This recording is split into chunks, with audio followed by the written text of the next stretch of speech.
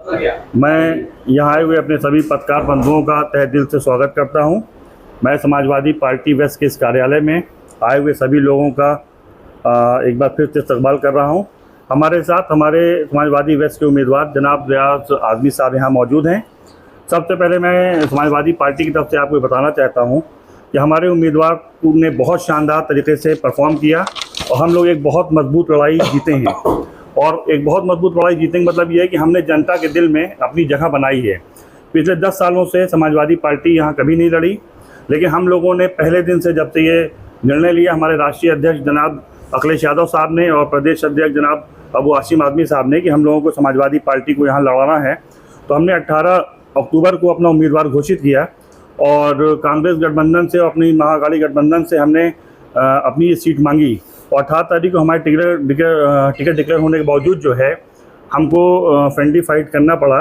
और हमेशा एक वसवसा और कुछ शैतानी ताकतें लगी रहीं जो हमको हमेशा मिसगाइड करती रहीं और जनता के बीच में एक निगेटिव थॉट्स को प्रोसेस को चलाती रहीं कि रियाज आज़मी नहीं लड़ेंगे, या रियाज आज़मी कमज़ोर कैंडिडेट हैं, या रियाज आज़मी का पर्चा नहीं दाखिल होगा, या रियाज आज़मी को सिंबल नहीं दिया जाएगा, या रियाज आज़मी को 4 तारीख तक उनका पर्चा वापस ले दिया जाएगा।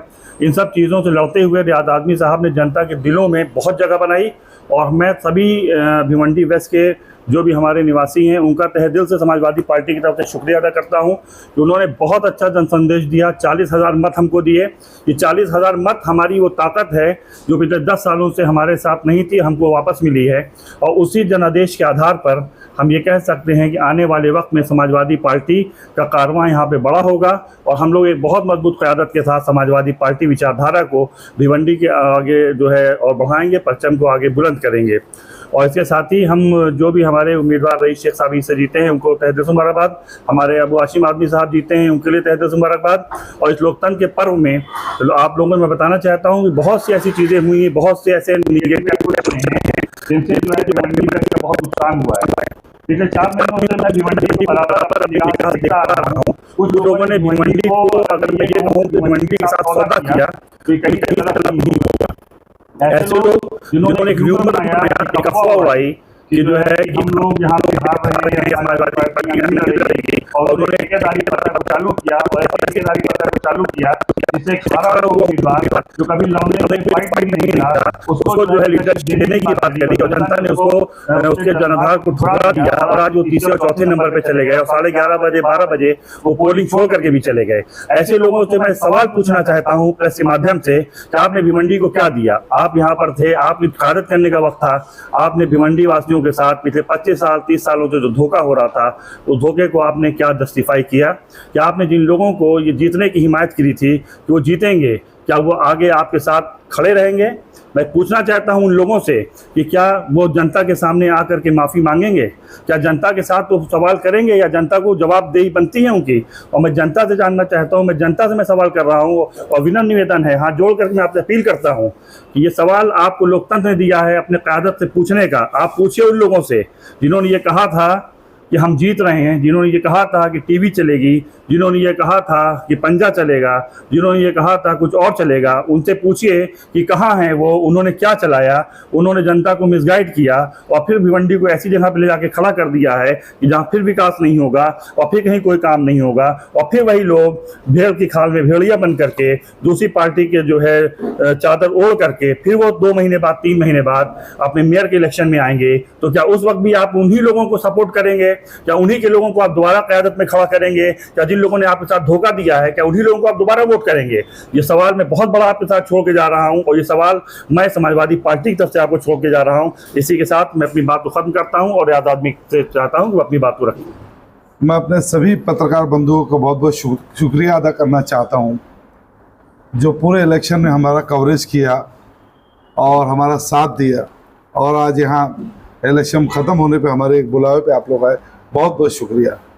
मैं शुक्रिया अदा करना चाहता हूँ भिवंडी के आवाम को जिन्होंने हमें इतनी बड़ी तादाद में वोट दिया।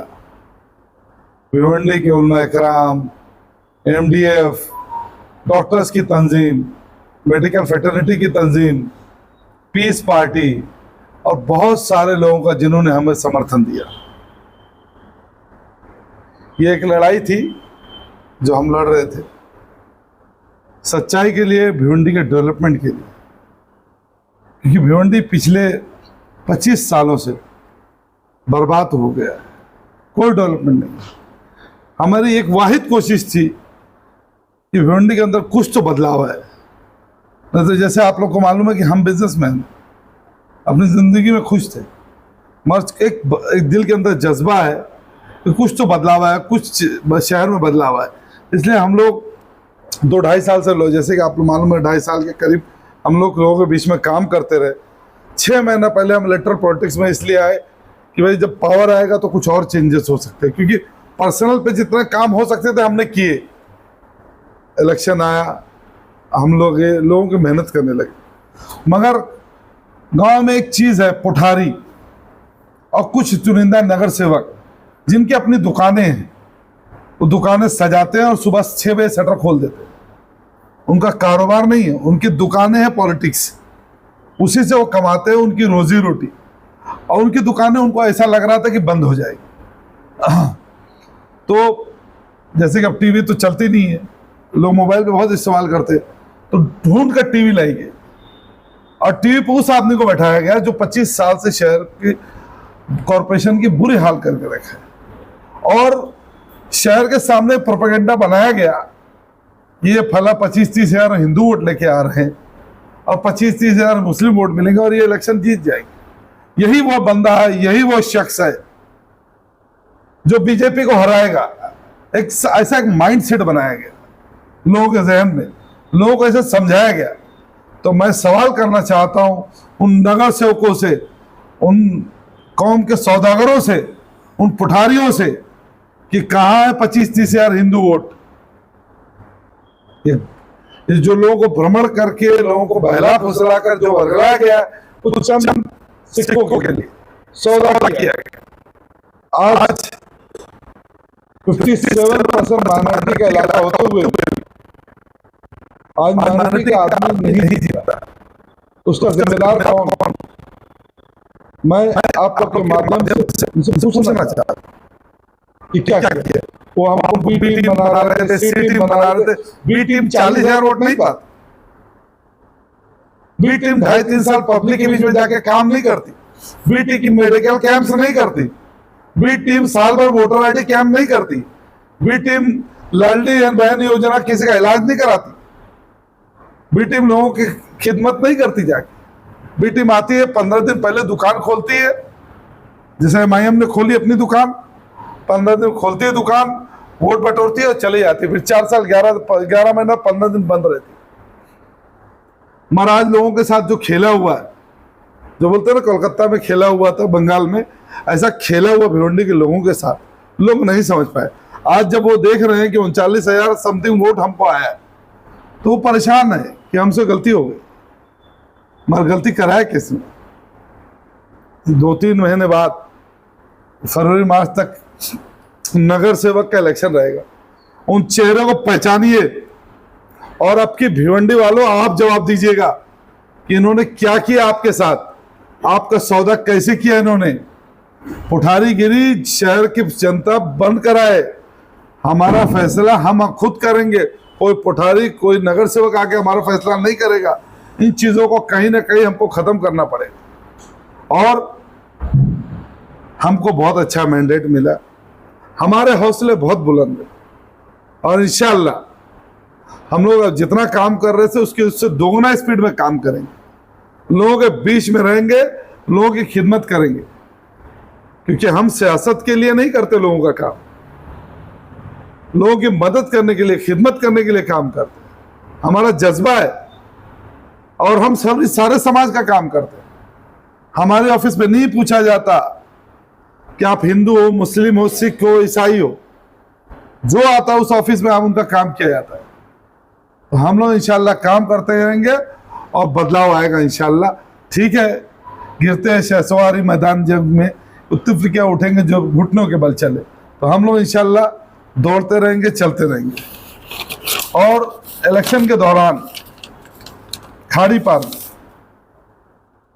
आप लोग को जैसे मालूम है, इलेक्शन से एक दिन पहले MDF की टीम के हमारे जो हमको मदद कर रहे थे, उनके 3-4 लोग को मारा गया। सही है। हम लोग इलेक्शन की नाइट पे उनको लेकर के निजामपुरा पुलिस स्टेशन गए। सुनिए, देखिएगा कोठारियों की एक और गणित। हम लेकर गए उनको मारा गया, और जब वहां पहुंचे तो बोले भाई एक लेडी आती है और बोलते हैं हमारे साथ ये नाजेबा हरकत की, जबकि वो लेडी खुद चलता बाली है, उनके ऑफिस में हमेशा बैठी रहती।